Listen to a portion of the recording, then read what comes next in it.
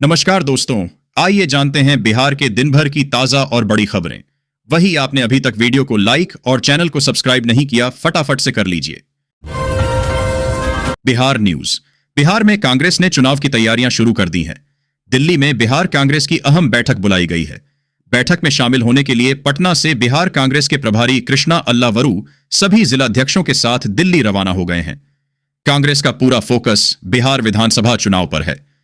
दिल्ली में 4 अप्रैल 2025 दिन शुक्रवार को बिहार कांग्रेस के नवनियुक्त जिलाध्यक्षों की राहुल गांधी संघ बैठक हो रही है। इस दौरान राहुल गांधी सभी कांग्रेस के जिलाध्यक्षों को चुनावी टिप्स देंगे। इंदिरा भवन में बैठक होगी। संगठन को जिला स्तर पर मजबूत बनाने और चुनाव पर फोकस होगा। विधानसभा चुनाव से पहले यह बैठक काफी अहम मानी जा रही है। बैठक में संगठन विस्तार, पार्टी की मजबूती और विधानसभा चुनाव पर चर्चा होगी। इस दौरान बिहार कांग्रेस प्रभारी कृष्णा अल्लावरू और प्रदेश अध्यक्ष राजेश राम के साथ सभी जिलाध्यक्ष मौजूद रहेंगे। बिहार विधानसभा चुनाव।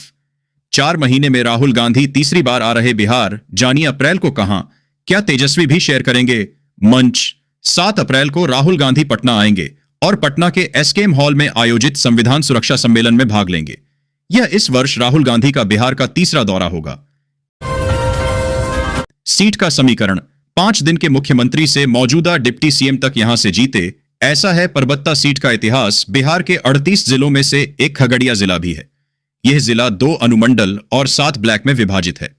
खगड़िया जिले में कुल 4 विधानसभा सीटें आती हैं।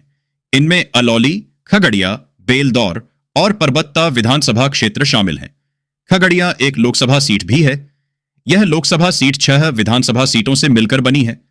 इसमें खगड़िया जिले 4 सीटों के अलावा 2 सीटें सिमरी बख्तियारपुर और हसनपुर भी इस लोकसभा सीट का हिस्सा है। सिमरी बख्तियारपुर सहरसा जिले और हसनपुर समस्तीपुर में पड़ती है।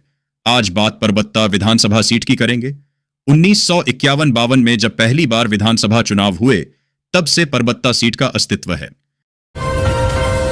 औरंगाबाद में भजन संध्या का आयोजन रामनवमी तथा छठ पूजा के मौके पर औरंगाबाद के गेट स्कूल मैदान में भजन संध्या का आयोजन किया गया, जिसमें राम आएंगे फेम भजन गायिका स्वाति मिश्रा ने अपनी प्रस्तुतियों से माहौल को पूरी तरह से भक्तिमय बना दिया। उन्होंने इस मौके पर छठ के गीत भी सुनाए, जिस पर दर्शकों ने भी उनका साथ दिया। वहीं राम आएंगे तो अंगना सजाऊंगी भजन गाकर तो स्वाति ने औरंगाबाद का जैसे दिल ही जीत लिया। घंटों तक चले इस कार्यक्रम में बड़ी संख्या में लोग स्वाति की गायकी को सुनने पहुंचे थे। दरभंगा में आग लगने से 100 घर जलकर राख। दरभंगा जिले के कुशेश्वर स्थान थाना क्षेत्र के भटवन और मधुबन गांव में बीती रात 1 बजे हुई भीषण अगलगी की घटना में करीब 100 घर जलकर खाक हो गया है। घटना की जानकारी मिलते ही अग्निशमन विभाग की टीम आग बुझाने में लगी हुई। करीब 5 घंटे बाद आग पर पूरी तरीके काबू नहीं हो पाई है। आग की लपट इतनी तेज थी कि ग्रामीणों का कोई सामान नहीं बच पाया। बिहार के उप मुख्यमंत्री के कार्यक्रम में बीडीओ, सीडीपीओ और नगर आयुक्त ने परोसा खाना। अधिकारियों की भूमिका पर सवाल। मुंगेर में एक हैरान करने वाली घटना सामने आई। डिप्टी सीएम के कार्यक्रम में 4 बड्ढे अधिकारी वेटर की तरह काम करते दिखे। इनमें 2 बीडीओ, एक सीडीपीओ और नगर आयुक्त शामिल थे। गुरुवार को डिप्टी सीएम सम्राट चौधरी और जल संसाधन मंत्री विजय चौधरी मुंगेर के हवेली खड़गपुर पहुंचे थे। उन्होंने सिंचाई योजनाओं का हवाई सर्वे किया। इसके बाद अधिकारी शिक्षक प्रशिक्षण केंद्र पहुंचे। वहां खाने पीने का इंतजाम था। डिप्टी सीएम और मंत्री अंदर खाना खा रहे थे। तभी ये अधिकारी वेटर की तरह खाना परोसते दिखे। अब मॉर्निंग हो गए बिहार के सरकारी स्कूल। 1-1 घंटी का टाइम टेबल यहां देखें। पटना बिहार के सरकारी स्कूलों के लिए एक नया टाइम टेबल जारी किया गया है। यह नया टाइम टेबल 7 अप्रैल 2025 से 1 जून 2025 तक लागू रहेगा। इस दौरान सभी स्कूल सुबह 6 बजे से दोपहर 12 बजे तक खुले रखने का फैसला लिया गया है। यह आदेश राज्य के प्रारंभिक और माध्यमिक स्कूलों के लिए है। शिक्षा विभाग ने स्कूलों के लिए एक मॉडल टाइम टेबल बनाया है। माध्यमिक शिक्षा विभाग ने इस बारे में आदेश जारी कर दिया है। नए टाइम टेबल के अनुसार स्कूल सुबह 6:30 पर खुलेंगे। सीतामढ़ी में खाद्य तस्करी, लाइसेंस रद्द। नेपाल सीमा पर गोरखा धंधा। सीतामढ़ी जिले में नेपाल बॉर्डर के पास खाद की तस्करी हो रही है। यूरिया और डीएपी जैसे खाद भारतीय क्षेत्र से नेपाल भेजे जा रहे हैं। इस तस्करी में बॉर्डर इलाके के बड़े तस्कर शामिल हैं। यह उनका मुख्य कमाई का जरिया बन गया है। खाद वितरण में सख्त नियम और छापामारी दल होने के बाद भी तस्कर खाद की तस्करी कर रहे हैं। विधानसभा में भी यह मामला उठाया गया था।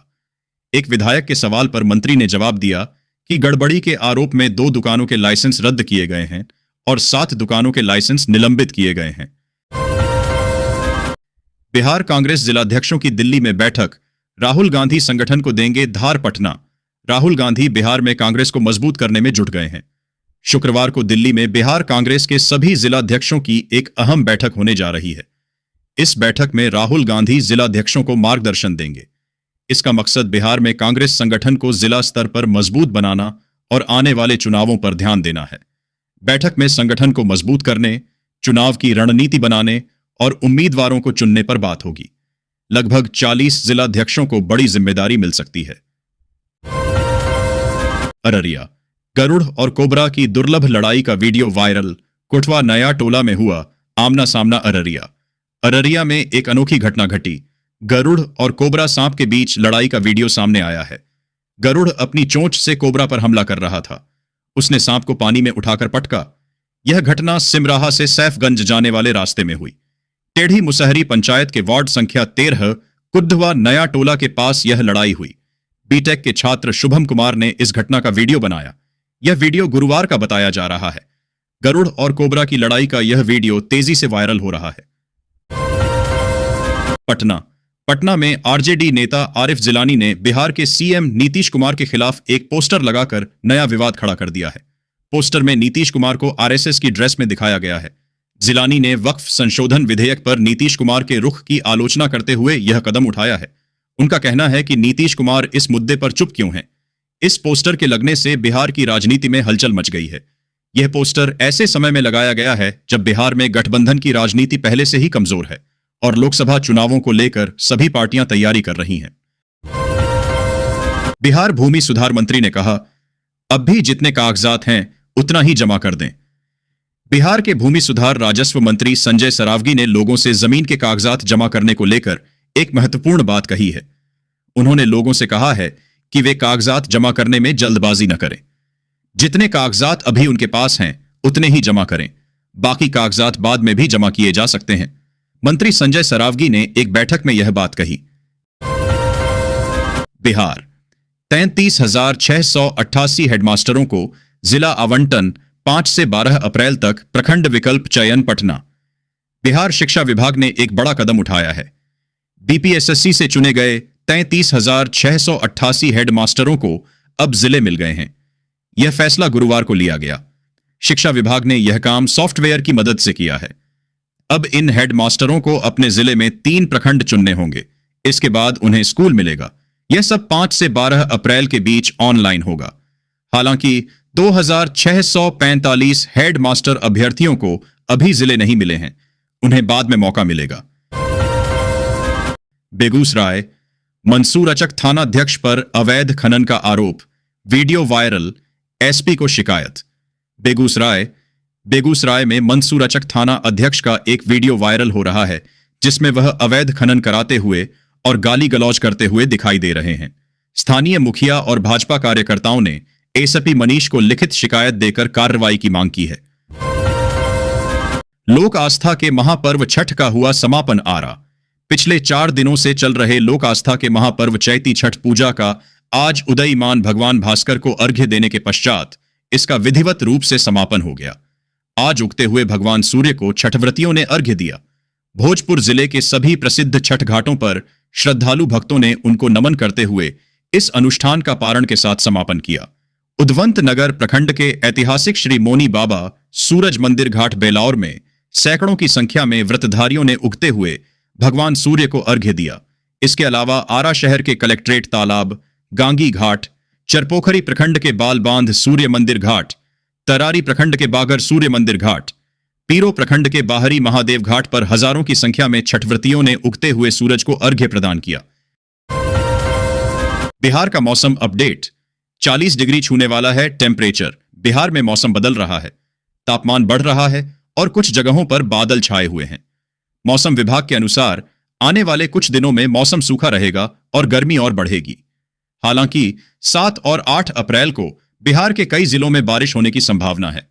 गुरुवार को बारिश की उम्मीद थी लेकिन बारिश नहीं हुई। अब आने वाले दिनों में तेज धूप निकलने से तापमान और बढ़ सकता है। आने वाले 2-3 दिनों में आसमान साफ रहेगा। सीधी धूप पड़ने से तापमान और बढ़ सकता है। इस्तीफा देने वालों को जेडीयू ने पहचानने से किया इनकार।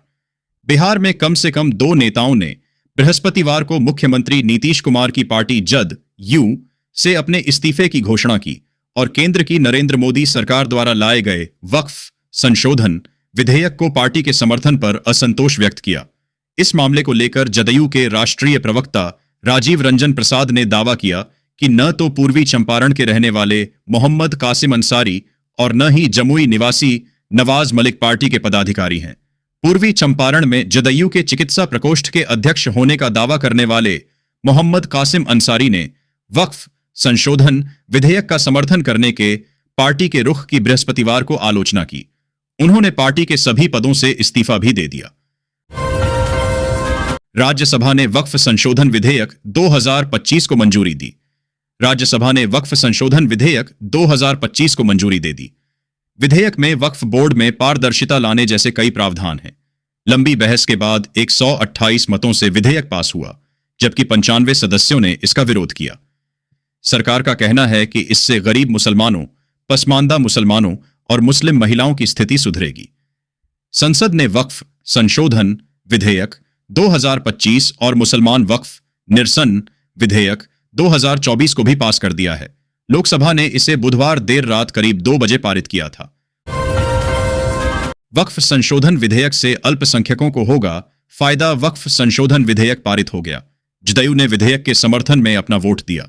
बिहार सरकार के मंत्री और जदयू नेता रत्नेश सादा ने वक्फ संशोधन को जरूरी बताया।